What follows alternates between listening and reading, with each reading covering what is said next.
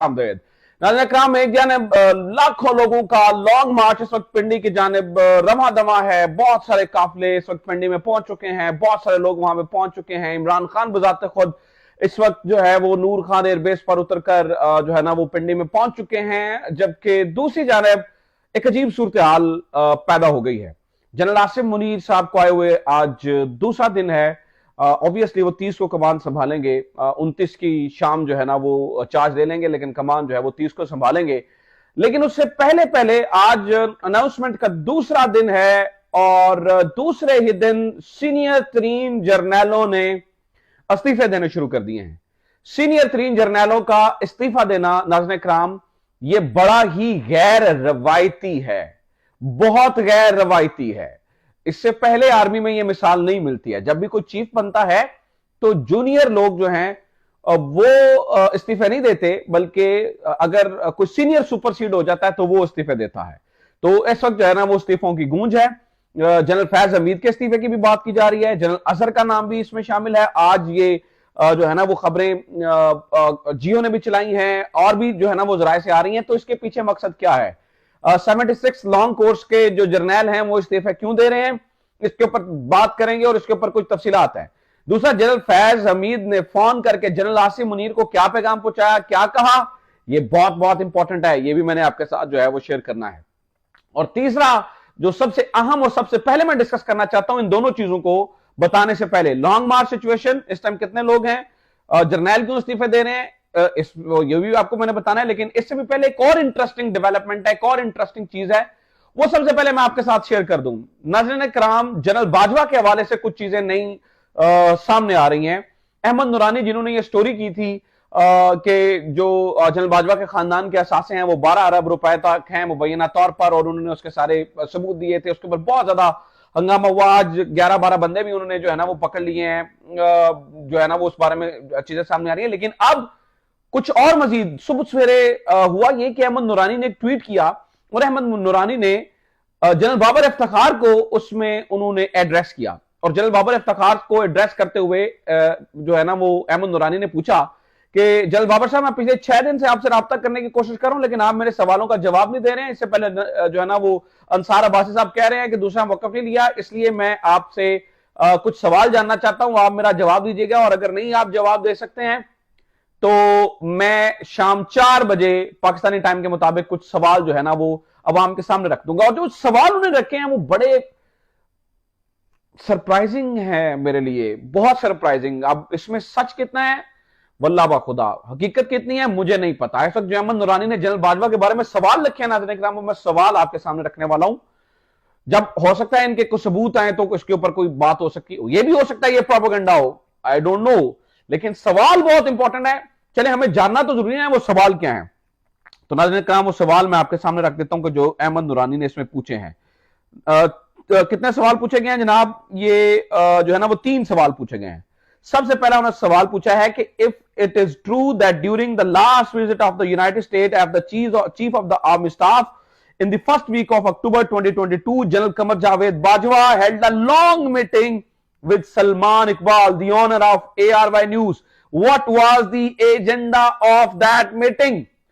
कि अक्टूबर के पहले हफ्ते में जनरल बाजवा ने जो अमेरिका का विजिट किया था उसमें सलमान इकबाल जो ARY के मालिक हैं उनसे एक लंबी मीटिंग हुई थी।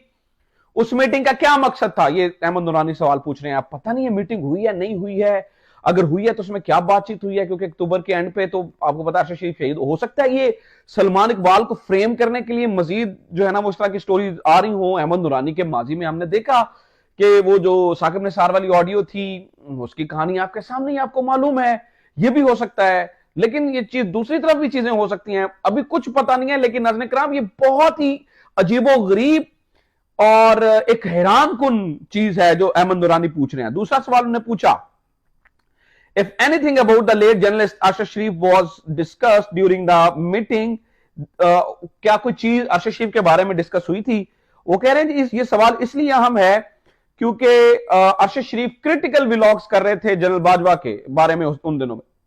फिर तीसरा और आखिरी सवाल, वो लिखते हैं कि chief of the army staff general Qamar Javed Bajwa Salman Iqbal से इन टच थे, उनसे प्राइवेट मीटिंग्स कर रहे थे, तो फिर डीजीआईएसआई और जो 27 अक्टूबर को जो प्रेशर आया और डीजीआईएसआई ने जो मीटिंग की, ये जानना जरूरी है कि उसमें वो बार बार सलमान इकबाल का नाम क्यों ले रहे थे। अगर प्राइवेटली आप उनसे मिल रहे थे, फिर आप सलमान इकबाल का नाम इस तरह से क्यों ले रहे थे, या सलमान इकबाल के साथ इस तरह से उनका नाम क्यों शामिल किया जा रहा था। उनके कहने का मतलब है कि क्यों टारगेट किया जा रहा था। ये एक अजीबोगरीब नाज़रीन किराम सूरत हाल पैदा हो गई है। अहमद नूरानी के इन सवालों ने मजीद सूरत हाल को जो है ना वो पेचीदा कर दिया है और सूरत हाल मजीद मुख्तलिफ हो गई है।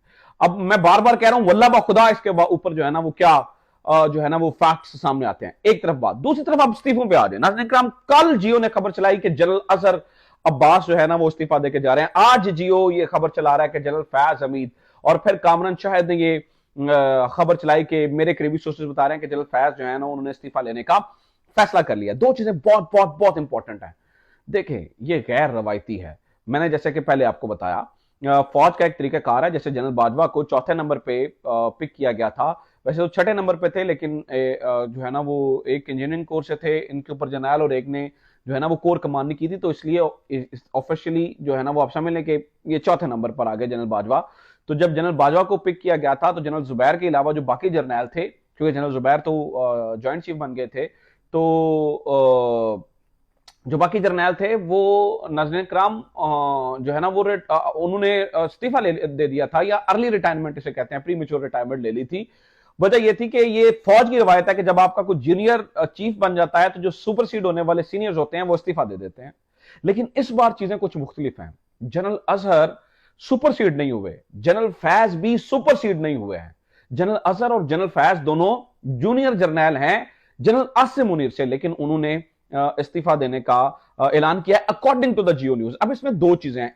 हो सकता है कि जियो इस तरह की खबरें चलाकर प्रेशराइज करने की कोशिश कर रहा हो और ये बात जो है ना वो इनिशिएट करने की कोशिश कर रहा हो कि जनरल अजहर या जनरल फैज जो है वो इस्तीफा ले लें।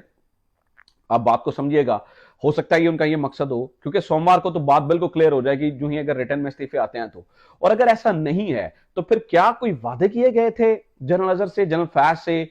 ठीक है, अब जनरल अजहर के बारे में बार बार खबरें आ रही थी कि जनरल अजहर जो है ना वो chief of the general staff के लिए बड़े जो है ना वो पुरुमीद भी हैं और उन्हें बताया भी गया है। तो बताया गया था तो किसने बताया था, या उनसे किसने वादा किया था?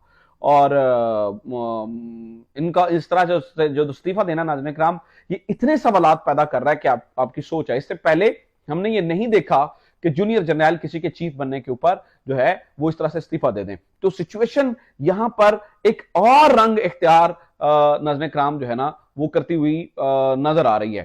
तो अब देखते हैं कि ये मामला जो है वो किस तरफ जाता है। नंबर वन, अभी लॉन्ग मार्च जो है ना वो पिंडी पहुंच रहा है। कितनी बड़ी तादाद में ऐसी कुछ रिपोर्ट्स मेरे पास आ गई हैं, कुछ तस्वीरें, कुछ रिपोर्ट्स, कुछ मजीद मामला जो है ना वो इस वक्त हमारे पास मौजूद है। वो मैं आपके साथ अगली वीडियो में शेयर करूंगा और मैं आपको बताऊंगा कि इस वक्त वहां पे सूरत हाल क्या है। उम्मीद करता हूँ ये वीडियो आपको पसंद आई होगी और इन्फॉर्मेटिव लगी होगी। इसे ज्यादा से ज्यादा शेयर जरूर करें। अपना ख्याल रखें। खुदा हाफिज़। पाकिस्तान जिंदाबाद।